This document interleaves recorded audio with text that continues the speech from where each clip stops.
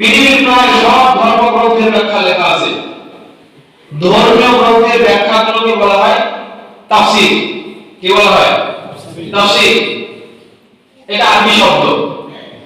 বাংলায় তাফসীর শব্দের বাংলা হচ্ছে ব্যাখ্যা বিশ্লেষণ। রামায়ণের তাফসীর লেখা আছে, ব্যাখ্যা লেখা আছে। মহাভারতের ব্যাখ্যা লেখা আছে, গীতার ব্যাখ্যা লেখা আছে, ত্রিপিটকের ব্যাখ্যা লেখা আছে। তারপরে ওল্ড টেস্টামেন্ট, নিউ টেস্টামেন্ট সবগুলো কিতাবের ব্যাখ্যা লেখা আছে। তবে আপনারা জেনে আশ্চর্য হবেন, বিশ্বের সমস্ত ভাষায় ওই কিতাবগুলোর যত ব্যাখ্যা লেখা আছে, আর শুধুমাত্র কোরআনের আরবি ভাষাতে যে ব্যাখ্যা লেখা আছে, ওই তামাম ভাষার ব্যাখ্যাগুলোর চেয়ে শুধু আরবি ব্যাখ্যাগুলোই কোরআনের জন্য তার চেয়ে অনেক বেশি। সুবহানাল্লাহ। জেনে আশ্চর্য হবেন, এই কোরআনের শুধুমাত্র আরবি ভাষাতে তাফসীর লেখা আছে 3000-এরও অধিক। কয় হাজার? 3000-এরও অধিক আরবি তাফসীর লেখা আছে। ইংরেজি ভাষাতে এই কোরআনের তাফসীর লেখা আছে 5 শতাধিক। কত? 5 শতাধিক। উর্দু ভাষাতে প্রায় 1500-এর মতো তাফসীর আছে। বাংলা ভাষায় এই পর্যন্ত প্রায় 200 তাফসীর লেখা হয়েছে শুধুমাত্র কোরআনের উপরে। সুবহানাল্লাহ। এছাড়াও প্রতিদিন সকালবেলা মুসলমানদের ঘরে ঘরে যত পরিমাণে কোরআন পঠিত হয়, অন্য কোন বিজাতীয় ঘরে তাদের ধর্মীয় গ্রন্থে অতটা পঠিত হয় না। তাহলে একদিক থেকে কোরআন শব্দের শাব্দিক অর্থ মিলে গেল।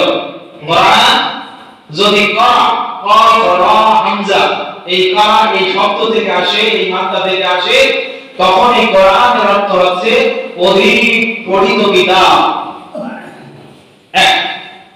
দুই, এই কোরআন যদি কানুন এই মাত্রা থেকে আসে,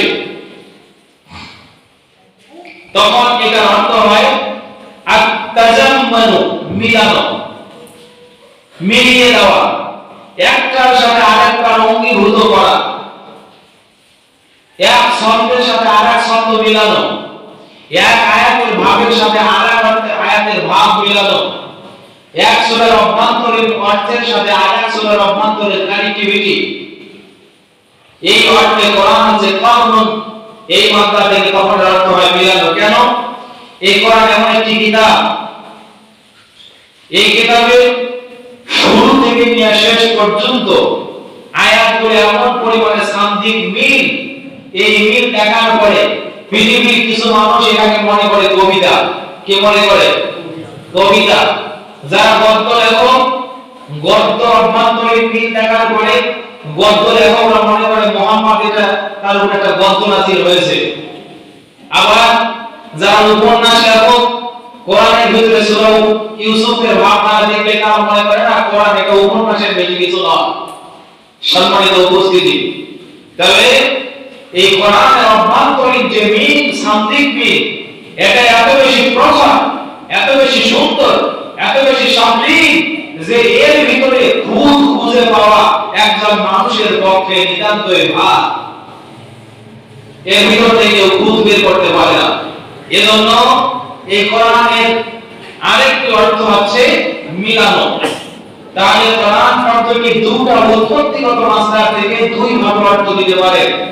এক, কোরআন শব্দের অর্থ হচ্ছে পঠিত, শুধু পঠিত বললেই ভুল, অধিক অধিক পঠিত। আবার কোরআন শব্দ যদি কারণ এই মাত্রা থেকে আসে, তাহলে হবে মিলিত, শুধু মিলিতই নয়, যেহেতু কোরআন শব্দটি সিফা ইসমে ফাইলে মুবালাগা এর জায়গা, তাই এর অর্থ হবে অত্যন্ত সুন্দর এবং সুচারু রূপে মিলিত। সুবহানাল্লাহ বলেন না? সুবহানাল্লাহ বিহামদি। এই কোরআন পৃথিবীর জমিনে এসেছে মানব জাতিকে অন্ধকারের পথ থেকে আলোর দিকে নিয়ে আসার জন্য। এই কথা সত্য। আল্লাহ নবী মুহাম্মদ সাল্লাল্লাহু আলাইহি ওয়াসাল্লাম যে মুহূর্তে পথ হারা দিশাহারা মানুষগুলোকে অন্ধকার জগৎ থেকে বের করে কিভাবে মুক্তি দেওয়া যায় এই চিন্তায় বিভোর, তখনই আল্লাহ তাআলা কোরআনে হাকীম বিশ্বনবী মুহাম্মদ সাল্লাল্লাহু আলাইহি ওয়াসাল্লামের উপরে অবতীর্ণ করেছেন। দিয়ে ঘোষণা করে দিয়েছেন, ইন্না হাযাল কুরআন ইয়াহদি লিল্লাতী হিয়া আকওয়াম। ও নবী, এই যে কোরআন আপনার প্রতি দিলাম, হাযাল কোরআন, এই কোরআন ইয়াহদি পথ দেখাবে লিল্লাতী হিয়া আকওয়াম, যে পথ অত্যন্ত সরল, অত্যন্ত সুন্দর, অত্যন্ত সঠিক। মানুষ এত সুন্দর সঠিক শুদ্ধতম পথ কোরআন দেখাবে। ويبشر المؤمنين الذين يعملون الصالحات أن لهم أجرا كبيرا ويبشر المؤمنين এবং এই কোরআন মুমিনদের জন্য সুসংবাদ দেওয়া হবে। মুমিনদেরকে সুসংবাদ দিবে কারা? মুমিন আল্লাযীনা ইয়ামালুনা সালিহাত। রব্বুল আলামিন বলেন, যারা পৃথিবীর জমিনে আমলে সালেহ করে, আন্না লাহুম আজরান কাবীরা, পৃথিবীর জমিনে তাদের জন্য থাকবে সরল পথ, এবং আখিরাতের জমিনে তাদের জন্য এই কোরআন সুসংবাদ দিচ্ছে যে তোমরা মরে গেলে পাইবা আজরান কাবীর, আল্লাহর পক্ষ থেকে উত্তম প্রতিদান। এখানে ইয়াহদি লিল্লাতী হিয়া আকওয়াম, এটা হচ্ছে মূল কথা। কোরআন মানুষকে অত্যন্ত সরল, সুন্দর, সাময়িক পথ দেখাবে, অত্যন্ত সহজ পথ দেখাবে। কোরআনের ভিতরে কোনো আলস্যতা নাই, কোনো কাঠিন্যতা নাই। আসেন, আপনার মনে অনেক অজানা প্রশ্নের উত্তর আমি আজকে দেব ইনশাআল্লাহ। তার আগে আমরা একটু বোঝার চেষ্টা করি কোরআনটা কি রকম মর্যাদা সম্পন্ন কিতাব। আল্লাহর নবী মুহাম্মদ সাল্লাল্লাহু আলাইহি ওয়াসাল্লাম এর আবু হুরায়রা রাদিয়াল্লাহু তাআলা আনহু বলেন, আবু হুরায়রা শোনো, মান কারা হারফান মিন কিতাবিল্লাহ ফালাহু বিহি হাসানা ওয়াল হাসানাতু ইলা 10 আমসালিহা। শোনো, এই যে কোরআন দেখতেছো এই কিতাবটা, এই কিতাবের একটা অক্ষর যদি কেউ পড়ে, পড়লেই 10 নেকি পাবে। সুবহানাল্লাহ। ফালাহু বিহা হাসানা, কোরআনের একটা অক্ষর যদি কেউ পড়ে, পড়লেই তার জন্য নেকি থাকবে। আল্লাহ নবী নিজেই বলেন, ওয়াল হাসানাতু ইলা 10 আমসালিহা, শুধু একটা নেকি নয়, দুটা নেকি নয়। কোন বান্দা যদি, কোন ব্যক্তি যদি কোরআন পড়ার নিয়তে পড়ে, বোঝার নিয়তে পড়ে, কোরআনকে ধরার নিয়তে যদি পড়ে, আল্লাহ রাব্বুল আলামিন তার আমলনামায় 10 টা নেকি লিখে দেবেন। তারপরে আল্লাহর নবী বিশ্বনবী মুহাম্মদুর রাসূলুল্লাহ সাল্লাল্লাহু আলাইহি ওয়াসাল্লাম এই কোরআনের 3টা অক্ষর পড়লেন। সূরাতুল বাকারার প্রথম নম্বর আয়াত, আলিফ লাম মিম। কয়টা অক্ষর? 3টা। আল্লাহ নবী দরবারে বলেন, লাম আমি বলি না, আলিফ লাম মিম হারফুন, আমি বলি না যে আলিফ লাম মিম তিনটা একটা হরফ, বাল আলিফ ওয়া হারফ, আলিফ একটা হরফ, ওয়াল লাম হারফুন, লাম একটা হরফ, ওয়াল মিম হারফুন, মিম একটা হরফ। তাহলে আলিফ একটা হরফ, লাম একটা হরফ, মিম একটা হরফ। এই তিনটা হরফ যদি কেউ পড়ে, আল্লাহর নবীর প্রথম ঘোষণা, মান কারা হারফান মিন কিতাবিল্লাহ ফালাহু বিহি হাসানা। এখন বলেন, এই হাসানা যদি 10টা পর্যন্ত হয়, তাহলে 3টা অক্ষর পড়ার কারণে কত নেকি? 30 নেকি। 3 10 30 নেকি। এরপর আল্লাহ বলেন, ইন্না আকরামাকুম ইনদাল্লাহি আতকাকুম। বান্দারে শুনে রাখো, তোমাদের মর্যাদা ফেস দেখে হবে না, কণ্ঠ দেখে হবে না, যোগ্যতা ডিগ্রি দেখে হবে না, বরং আমি আল্লাহ তোমাদের মর্যাদা বাড়াতেই থাকবো। কে কতটা ভালোবাসা, ভয় নিয়ে আমাকে ভয় করে আমার কোরআন তেলাওয়াত করতে পারো, তুমি যত ভয় করবে, আমি আল্লাহ তোমাকে কিয়ামতের ময়দানে প্রতিটা হরফের বিপরীতে তার চেয়েও বেশি বেশি দিতে থাকবো। আও আজিদু, এর চেয়ে বেশি আল্লাহ আমি দেব তোমাদেরকে। মা ইয়াশা, তিনি যেমনটা চান সেটা বান্দার পরিচয় থেকে আল্লাহ দেবেন। সম্মানিত উপস্থিতি, তাহলে কোরআন এমন একটি কিতাব, এই কিতাব পড়লে সওয়াব আছে। আজকে একটি ফতোয়া শুনেছি, আমার মুখতার ভাইটা আমাকে একটা ভিডিও ক্লিপ পাঠিয়েছে, ডক্টর মুজাফফর বিন মুহসিন। তিনি বলছেন যে সালাত যদি কেউ আদায় করে, ধরেন 50 বছর 60 বছর কেউ সালাত আদায় করছে, কিন্তু সে সালাতের ভিতরে কি করেছে এটা বুঝে নাই, মা তখন পেলা সালাত, তার সালাত পাই নাই। নাউজুবিল্লাহ বল। উনি এভাবে এক্সট্রিম একটা ফতোয়া দিয়েছেন এবং সেটা তিনি বেশ কিছু দলিল দিয়েছেন। সহিহ মুসলিমের একটা হাদিস তিনি তেলাওয়াত করেছেন। আল্লাহ নবী সাল্লাল্লাহু আলাইহি ওয়াসাল্লাম বলেন ইউসাল্লুনা উম্মতি 60 সানা, আমার উম্মতের কেউ কেউ 60 বছর পর্যন্ত সালাত আদায় করবে, মা তাকাব্বালা লা ইয়াতাকাব্বাল সালাতাহু, তার সালাত কবুল করা হবে না। একজন মানুষ 60 বছর পরে সালাত আদায় করবে কিন্তু তার সালাত কবুল করা হবে না।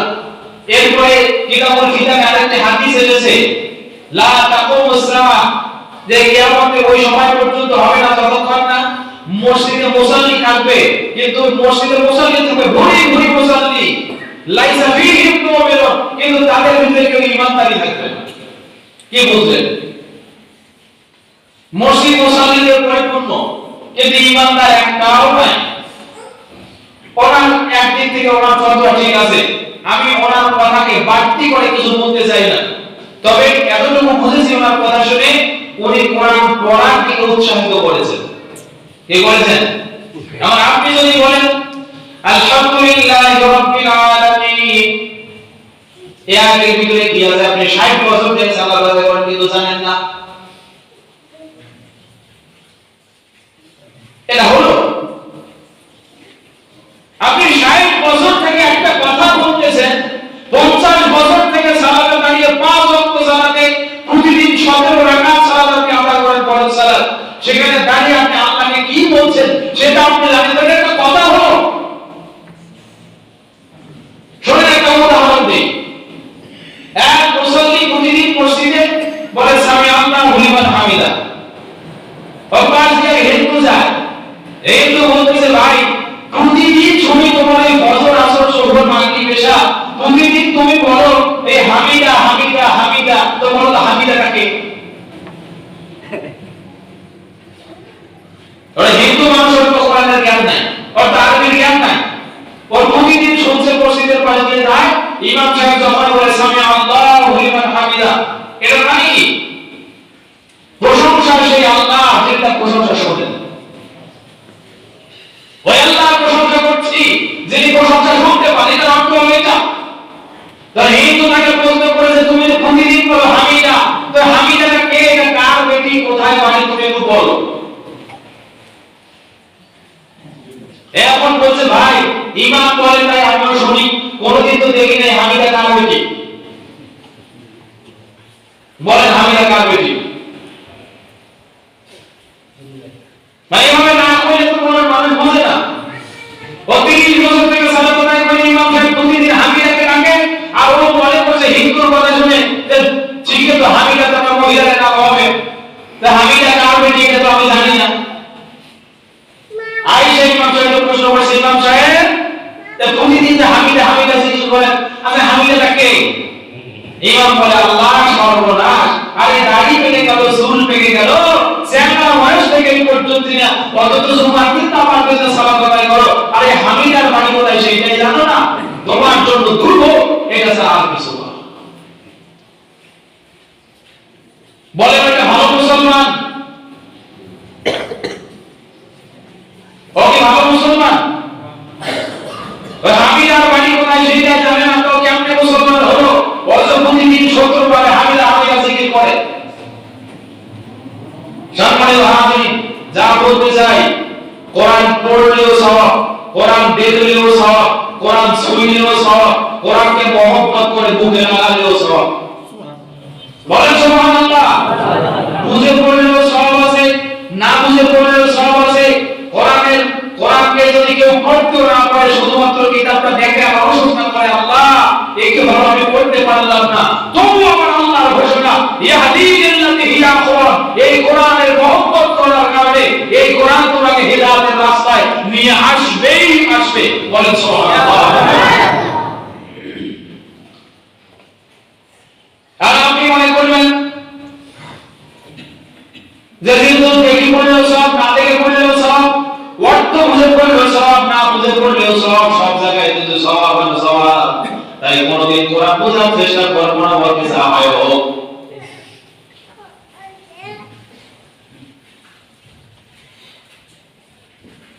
তাহলে ওই মানুষটা যখন হামিদার বাড়ি কোথায় এটা আপনার জীবনে আর কোনোদিন আল্লাহকে খুঁজে পাওয়া হবে। বলেন কোরআন পড়তে রাজি আছেন না নাই? অন্তত 5 ওয়াক্ত সালাতে আপনি কি করেন সেটার অর্থ তা হাকিকত আপনাকে শিখতেই হবে। আপনি যেটা জানেন না, কেমন এতদিন আপনি আমাকে একটা প্রশ্ন করেন দেন, সবাই মুখে হাত দিয়ে বলেন আপনি কোনদিন আমাকে একটা মাসালা জিজ্ঞেস করছেন? এর আগে যে ইমাম 32 বছর এখানে ইমামতি করে গেছেন তাকে কয়টা মাসালা জিজ্ঞেস করছেন? তার কাছে কোনদিন কোরআনের এই কিতাবটা নিয়ে আসছেন যে হুজুর আমি যেটা পারি না তা আপনি একটা অক্ষর আমাকে শেখান তো? আপনি যখন বলবেন আমার সময় হয় নাই, তা আমি যখন বলতে পারি আপনি কিসের মুসলমান, কেন আপনার সময় হবে? কেন সময় হয় না আপনার বলেন?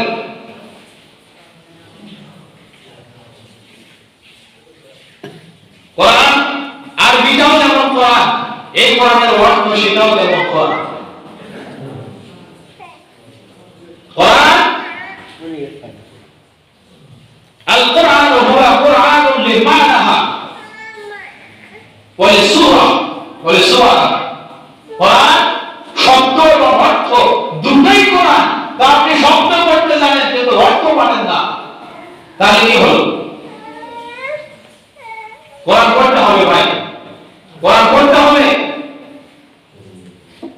আপনার তো পরিস্থিতি এরকম হওয়া উচিত, আপনার বয়স যেহেতু 50, একদিন ইমাম না আসলে আপনি এখানে দাঁড়িয়ে যেন অন্তত 20 মিনিট খুতবা দিতে পারেন। যদি না পারেন এটা আপনার জীবনে ব্যর্থতা। কথা আমি বানিয়ে বলি না, আপনি বাড়িতে গিয়ে একটা আজকে এই কথাটা হিসাব করবেন। আপনার বাড়িতে কোন জায়গাটা জমি দলিল আছে, কোন জমির দলিলটা ওই টুকা খাইছে সেটা নিয়ে আপনার মাথা ব্যথার অন্ত নাই। 6 মাস পরে আপনার বাড়িতে ভাত থাকবে কিনা সেটা নিয়ে আপনার বাড়ির মাথা ব্যথার অন্ত নাই। আপনার মাথায় সবসময় ঘুরপাক খায়, অথচ আজই এই মুহূর্তে আপনার জীবনের হালখাতা শেষ হয়ে যেতে পারে, যা নিয়ে যাবেন পরে সেই নিয়ে আপনার কোনো চিন্তাই নেই, আপনি উদাসীন। আপনাকে বলছি কোরআন পড়েন। কেন আপনাকে কোরআন পড়তে হবে? কোরআন পড়ার কি মর্যাদা? হযরত আয়েশা রাদিয়াল্লাহু তাআলা আনহা উম্মাহাতুল মুমিনিন ওয়া যাওজাতি রাসূলুল্লাহ সাল্লাল্লাহু আলাইহি ওয়াসাল্লাম قالت قال رسول الله صلى الله عليه وسلم الماهر بالقرآن مع السبعة الكرام البررة سبحان الله বলেন।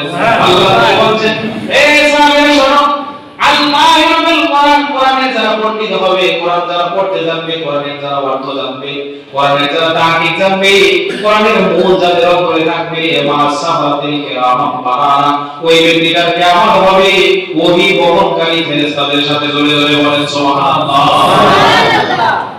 যে ফেরেশতাগণ হামিলুল ওহী কোরআন নিয়ে পৃথিবীর জমিনে এসেছেন, ওই যে জিবরাইল, ওই যে ইসরাফিল, তারা যেভাবে কোরআন নিয়ে পৃথিবীর জমিনে এসেছে, এই কোরআন পাবো।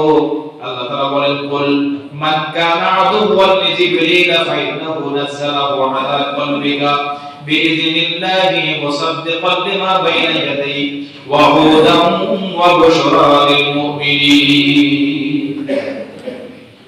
জিবরাইল ফেরেশতা, এক জেনারেল ফেরেশতা যাকে বলা হয় রাইসুল মালাইকাত, ফেরেশতাদের সর্দার। আর ফেরেশতাদের চরিত্র কি? লা ইয়াসুন আল্লাহ মা আমারহুম। ফেরেশতারা আপনার আমার মতো নির্মল নয়, আপনার আমার মতো একেবারে অবাধ্য নয়। এরা আল্লাহর কোন কথা যতদিন বেঁচে থাকবেন ততদিন অস্বীকার করবেন না, অমান্য করবেন না। সেই ফেরেশতার সাথে আল্লাহ নবী বলেন আল মাহিরু বিল কোরআন, যারা কোরআনের পণ্ডিত হবে ওই মানুষটার কিয়ামত হবে মা'আস-সাফাওয়াতিল কিরাম বারারা, ওহী বহনকারী অথবা ওহী নেমক ফেরেশতাদের সাথে। কারণ আপনি বলবেন হুজুর আমি তো কোরআন পড়ি না, পারি না, তাহলে আপনি তো ফেরেশতার সাথে যাবেন, আমি কার সাথে যাব? আল্লাহ নবী আপনার জন্য সুসংবাদ দিয়েছে আমার ভাইরা শুনেন। আল্লাহ নবী বলেন আল্লাযীনা ইয়াকরাউল কুরআনা সুম্মা ইয়াতাআল্লামু বিহা ফাহুয়া আলাইহি শাক্কুন ফালাহু আজরান। আল্লাহু আকবার। আল্লাহ নবী বলেন ব্যক্তি যদি কোরআন পড়ে, কোরআন পড়ার সময় মাঝে মাঝে নিঃশ্বাসটা বন্ধ হয়ে যায়, অথবা লজ্জার কারণে কোরআনের শব্দটা জাহির করতে যায় না, মনে করে দাড়ি ভেঙে গেছে, চুল ভেঙে গেছে, কোরআন পড়তে বসলাম, মুখে শব্দগুলো ঠিকঠাক আসে না, ফাহু আলাইহি শাআত, নবী সাহাবী বলেন, নবী আলাইহিস সালাম বলেন, তার অন্তরে কোরআনের পড়াটা কঠিন হয়ে যায়, কোরআন তার কাছে ভারী মনে হয়, তার উপর আল্লাহ লজ্জার ভাঙানে কোরআন পড়তে বসে, আল্লাহ বলেন ওর জন্য এক কোটি পুরস্কার নয়, বরং আল্লাহ তাআলা তাকে দ্বিগুণ পুরস্কার দিয়ে দেন, ফালাহু আজরানে, তার জন্য ডাবল পুরস্কার। একটা হলো পড়ার জন্য পুরস্কার, একটা পড়তে পারে না তাই চেষ্টা করতেছে সেটার জন্য আরেকটা পুরস্কার। বলে পড়তে রাজি আছেন না ভাই? আইসে বসতে হবে। আজকে বাড়িতে যাবেন, প্রতিটা ঘরে ঘরে যে কোরআন এতদিন হতে কালো কাপড় দিয়ে মুড়িয়ে রেখেছে, ওটা আমাদের পালাবেন, কাপড়টা ছুঁড়ে ফেলে দেবেন, ওই কাপড়টা কোনো মর্যাদা নাই। দেখুন আপনার সিনায় আপনি কাপড় দিয়ে কি করবেন?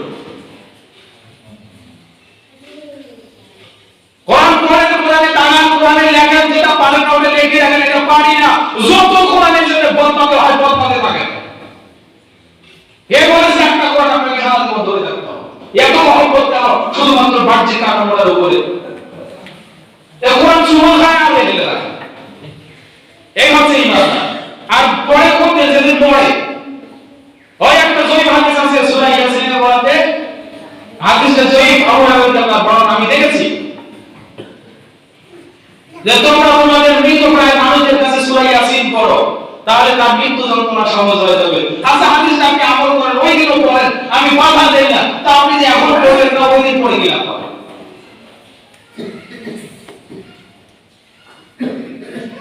এই হাদিস আছে। তোমাদের মৃত মানুষের, মৃতপ্রায় মানুষ যারা, তাদের সামনে সূরা ইয়াসিন পড়ো, যে যাই বলে বলো না, বললাম দুর্বল অথবা জয়ী যাই হোক, আসে যত বলি, তা আপনি যদি পড়তে যান পড়বেন, আমি আপত্তি করি না। তা আপনি স্বাভাবিক জীবনে পড়বেন না, যখন জীবনটা যায় যায় তখন আপনি কোরআনে শুনবেন না আজরাইল হাতুড় নিয়ে একসাথে হাতুড় দেখবেন? কোনটা? সম্মানিত উপস্থিতি, আপনাকে আমি কি দিয়ে বুঝাবো? তাহলে কয়টা কথা শিখলেন? যারা কোরআনের পণ্ডিত তার কিয়ামত কার সাথে হবে? জোরে বলেন।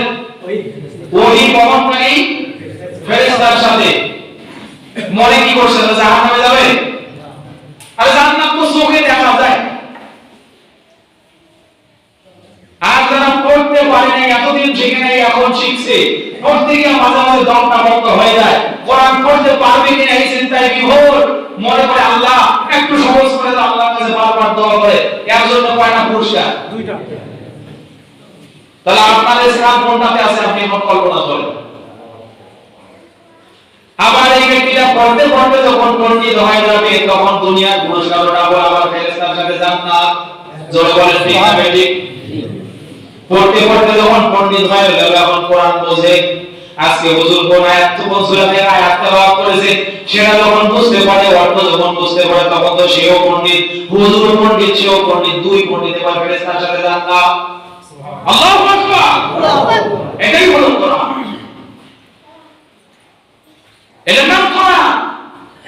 আবার বিশ্বনবী মুহাম্মদ সাল্লাল্লাহু আলাইহি ওয়াসাল্লাম বলছেন, ইয়াকালু লিসাহিবিল কোরআন ফি ইয়াউমিল কিয়ামা বা'দাল হিসাব, হিসাবের ময়দানে, হিসাবের পরে সাহিবুল কোরআন, যারা কোরআনের ধারক দেওয়া হবে, তাদেরকে বলা হবে ইকরা ওয়াত্তাকি, এই আল্লাহর বান্দা পড়ো আর উঠতে থাকো।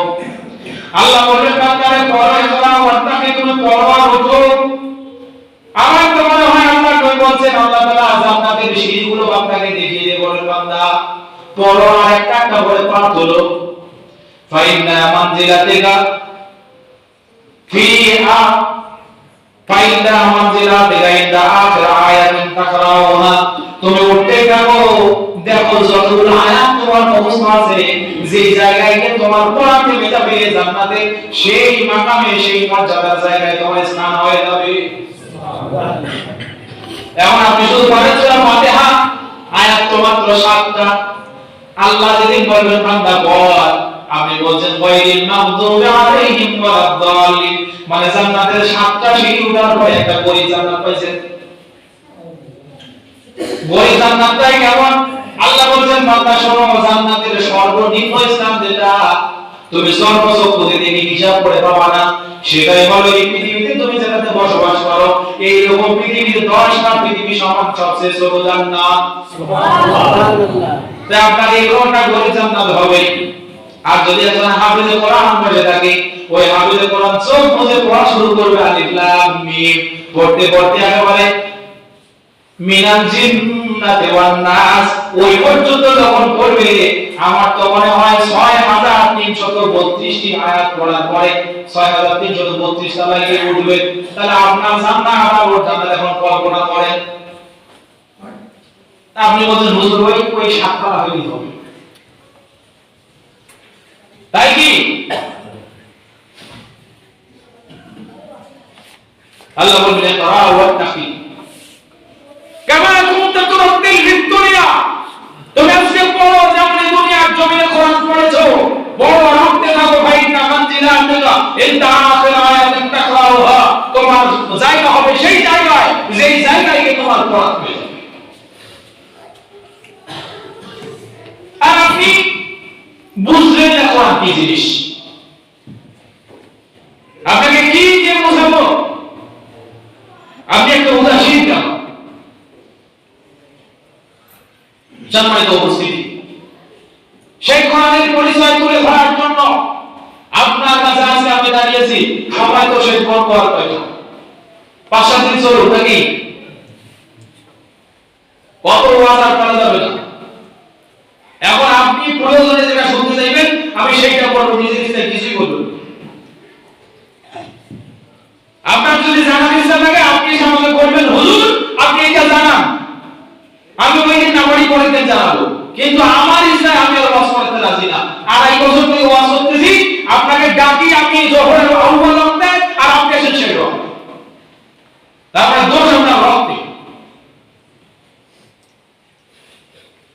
এবার আসেন, কোরআন তো আপনি পড়বেন, এতক্ষণ পর্যন্ত কোরআন পড়া ওয়াজ করলেন না, কোরআন পড়লে কি হবে সেটা তো পাইলাম, না পড়লে কি হবে সেটা মানে আগামী দিন বলবো। এখন আসেন কোরআন যে মুহূর্তে আপনি পড়তে বসবেন কি কি সুন্নাত আপনাকে মেইনটেইন করতে হবে সেটা সেটা।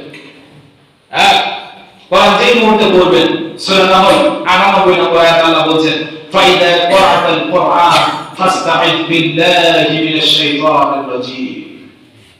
সূরা নাহল আয়াত নম্বর 98। নবী যখন কোরআন পড়তে বসবেন, ফাইদা ক্রাআতাল কুরআন, যখন আপনি কোরআন পড়তে বসবেন, ফাসতাঈদ আই ওয়াজিবুন আলাইকা আন তাসতাঈযু বিল্লাহ মিনাশ শাইতানির রাজীম, বিতাড়িত মারদুদ শয়তান থেকে আপনি আল্লাহর কাছে আশ্রয় চান। আল্লাহকে বলেন হে আল্লাহ আমি শয়তানের কুমন্ত্রণা থেকে তোমার কাছে পাচ্ছি।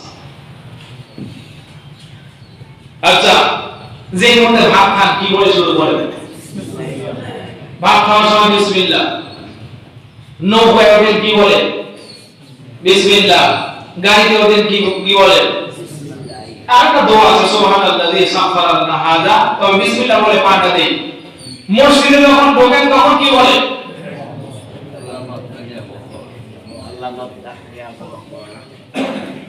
এরপরে কাউকে মারতেছেন কি বলে বলেন? কিছু না। আমি এটা বুঝাচ্ছিলাম, পৃথিবীর যত কাজ আমরা শুরু করি, যত কল্যাণকর কাজ, সবগুলো কাজের শুরুতে আমরা বিসমিল্লাহ বলি। কি বলি? বিসমিল্লাহ বলি। বাড়ি থেকে বের হচ্ছি, বিসমিল্লাহি তাওয়াক্কালতু আলাল্লাহ। খাওয়া শুরু বিসমিল্লাহ। যত কাজ শুরু করি মুসলমান জীবনের মুষ্টিমেয় সব কাজ প্রায়, ইল্লা মাশাআল্লাহ তবে বেশি যে স্পেশাল কাজ আছে ওগুলাতে আমার জন্য দোয়া করি, কিন্তু মুসলমানদের জীবনের মুষ্টিমেয় কাজ মুসলমান শুরু করে বিসমিল্লাহ। একমাত্র একটা কাজ ব্যতিক্রম পাইছি, সেটা হলো এই কোরআন যখন আপনি পড়া শুরু করবেন তখন বিসমিল্লাহ না শুরুতেই পড়তে হবে আউযু বিল্লাহ। কেন এটা করবেন? এটা দ্বারা আল্লাহ তাআলা কোরআনের মহত্ব বুঝিয়েছেন। তার কারণ পৃথিবীর জমিনে যত কাজ আছে সবগুলো কাজ করার মুহূর্তে আপনি যাই বলেন, আপনি যাই করেন, শয়তান ওটা পড়লে খুব বেশি মাথা ঘামায় না, তার কারণ শয়তান কোনোভাবেই আপনাকে ওইখান থেকে ডাইভার্টেড করতে পারবে। কোরআন পড়ার মুহূর্তে শয়তান আপনাকে ডাইভার্টেড করার চেষ্টা করে। এজন্য আল্লাহ তাআলা এই জায়গায় বিসমিল্লাহ না বলে আপনাকে শুরু করতে বলেছেন আউযুবিল্লাহ বলে। তার কারণ কোরআনের সাথে আপনার হৃদয়ের সম্পর্ক, আর হৃদয়ের সাথে কার সম্পর্ক? আল্লাহর সম্পর্ক। তাই হৃদয়টাকে, আপনার জেহেনটাকে, আপনার ব্যক্তিত্বটাকে শুরুতেই আল্লাহর কাছে সমর্পণ করেন, আর আল্লাহকে বলেন আল্লাহ শয়তান যেন অন্তত এই মহৎ কাজে এসে আমাকে বাধা দিতে না পারে, তুমি আমাকে সাহায্য করো। এই অত্যন্ত গুরুত্বপূর্ণ কাজ। এবং জেনে রাখবেন মানুষকে সৃষ্টি করা হয়েছে কোরআন তেলাওয়াত করার জন্য। কি করার জন্য? তো বললেন হুজুরের বলি যাওয়ার কথা বানিয়ে বললেন, বানিয়ে বলি নাই। ও এই সূরা জারিয়াত 56 নম্বর আয়াত পড়ে দেখেন, ওমা খালাকতুল জিন্না ওয়াল ইনসা ইল্লা লিয়াবুদুন। আর মানুষ ইবাদত করা শিখবে শুধু কোরআন পড়ার মাধ্যমে। কি পড়ার মাধ্যমে?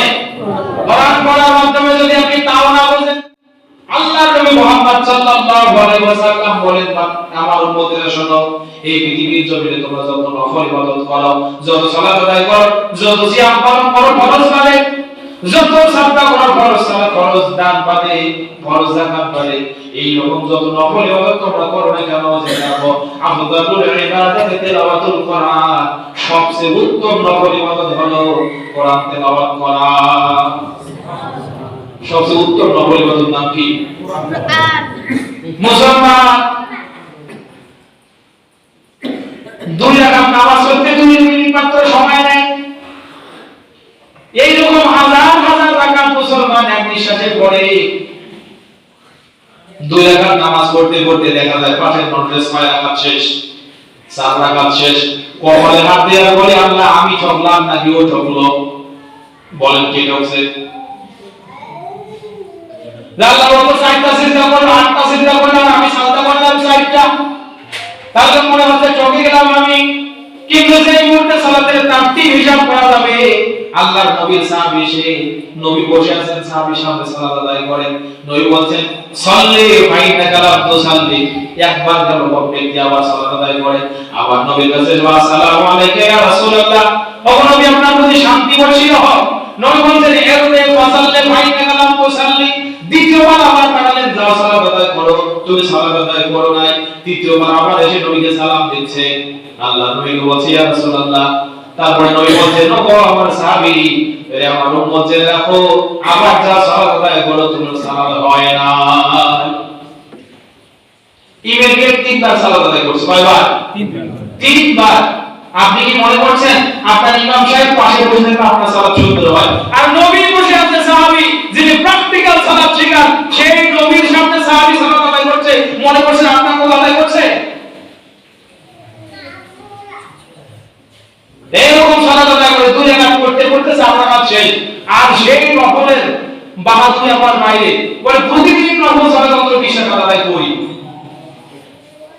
আবার পরিবারে নির্লজ্জের মতো হয় ইবাদত হয় না। ডক্টর মোল্লা ফজলুল হোসেন তাই বলছে। ওরা কি বলছে? বোঝে না তাই খুশু নাই, বোঝে না তাই খুশু নাই। ওই জন্য যা হয় হোক, শুধু নাম সদৃশ্য রূপ আর সাজদা। এজন্য নবী আলাইহিস সালাম বলছেন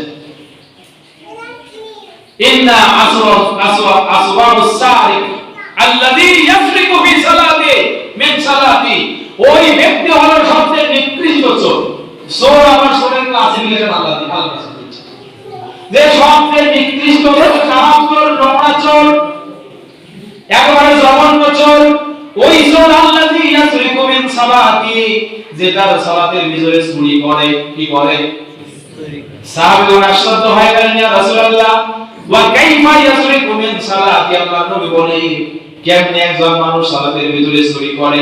আল্লাহ নবী বলেন লা ইউতিম্মা রুকুহু, লা ইউতিম্মু রুকুআহা ওয়া সুজুদাহা, যেটা ওই ব্যক্তি হলো নোংরা চোর, যে সালাতের ভিতরে চুরি করে, মানে তার সালাতের রুকু এবং সাজদা গুলো সে ঠিকঠাক করে না। সালাতের ওয়াজ কত আর শুনছে, কত শুনবে, আলো ঠিক হলো। কোন কথাতে কোন কথায় গেলাম? ইমাম বলতে আপনি শিখবেন কি দেখে? বলেন কি দেখে শিখবেন? কোরআন তো পড়তেই জানেন, আপনাকে কে শিখাবেন?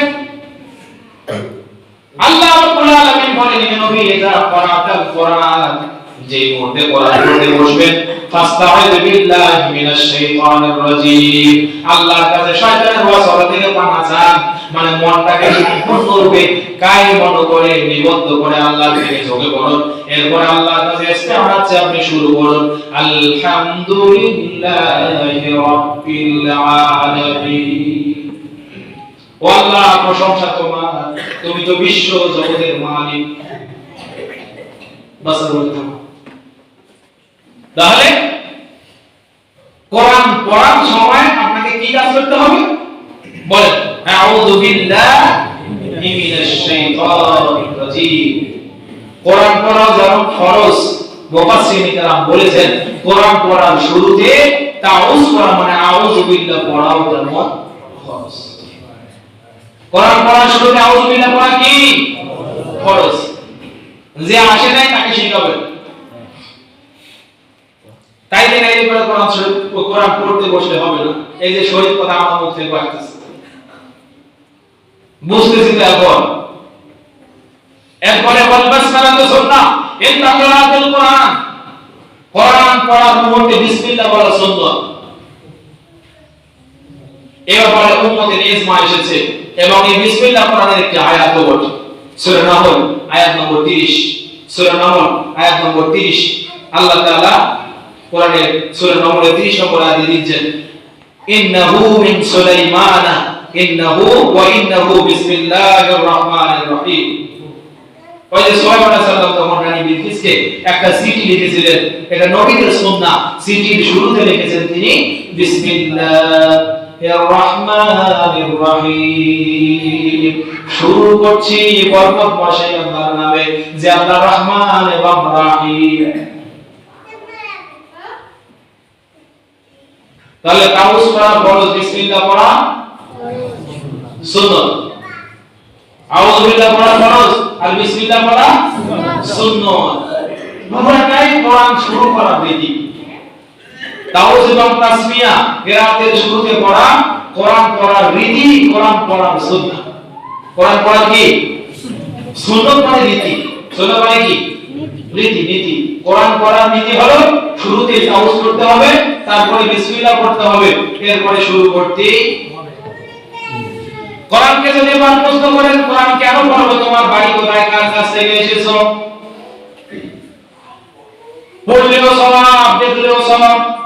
আখিরাতে হিসাবের ময়দানে আল্লাহ বলবেন পড়ো, তারপরে উঠতে থাকো, কি এমন কিতাব তুমি, কে তোমার নিয়ন্তা, কার কাছ থেকে তুমি আসলে। এই প্রশ্ন যদি আপনি কোরআনকে করেন, কোরআন এবার উত্তর দিচ্ছে সূরা হাদীদ সূরা সাজদা 32 নম্বর আয়াত নম্বর 2, 32 নম্বর সূরা আয়াত নম্বর 2, তানজিলুল কিতাবি লা রাইবা ফীহি মির রাব্বিল আলামিন। তানজিলুল কিতাব, এই কিতাব অল্প করে পৃথিবীর জমিনে এসেছে। লা রাইবা ফীহি, এই আয়াতে কোনো সন্দেহ নেই যে মির রাব্বিল আলামিন, এটা তোমার রবের পক্ষ থেকে। রবের নাম কি? আল্লাহ। তার মানে আল্লাহর পক্ষ থেকে আসছে, এই সাক্ষ্য আবার কোরআন নিজেই দিচ্ছে। ওই যে বলছিলাম না, কোরআন থেকে আপনি যা শুনতে চাইবেন কোরআন আপনাকে সেই উত্তরই দেবে। এবার যদি প্রশ্ন করেন কোরআন, হ্যাঁ বুঝলাম আল্লাহর পক্ষ থেকে আসছো, তো আল্লাহ যে তোমাকে তার কথা হিসেবে রেখেছেন, কোথায় রেখেছিলেন সেটা একটু বলো। কোরআন এবার আপনি উত্তর দিবে যান সূরা বুরুজ 85 নম্বর সূরা আয়াত নম্বর 21-22, বাল হুয়া কুরআনুম মাজিদুম ফি লাওহিল মাহফুজ। এটা হলো কোরআনুল মাজিদ, প্রশংসিত কোরআন, মর্যাদা সম্পন্ন কোরআন, ফি লাওহিল মাহফুজ, এটা সংরক্ষিত আছে লাওহিল মাহফুজ। কোথায়? লাওহিল মাহফুজ। তাহলে কোরআনের বাড়ি কই? কোরআনের থাকার জায়গা কই? লাওহিল মাহফুজে। কার পক্ষ থেকে আসছে? আল্লাহর পক্ষ থেকে আসছে। এরপরে আমি কিছুক্ষণ আগে সূরাতুল বাকারার 98 নম্বর 97 নম্বর আয়াত তেলাওয়াত করে আমি আপনাকে বলেছি, কুল মান কানা আদুওয়ান লিজিবরিল ফাইন্নাহু নাযালা আলা কলবিকা বিইজনি।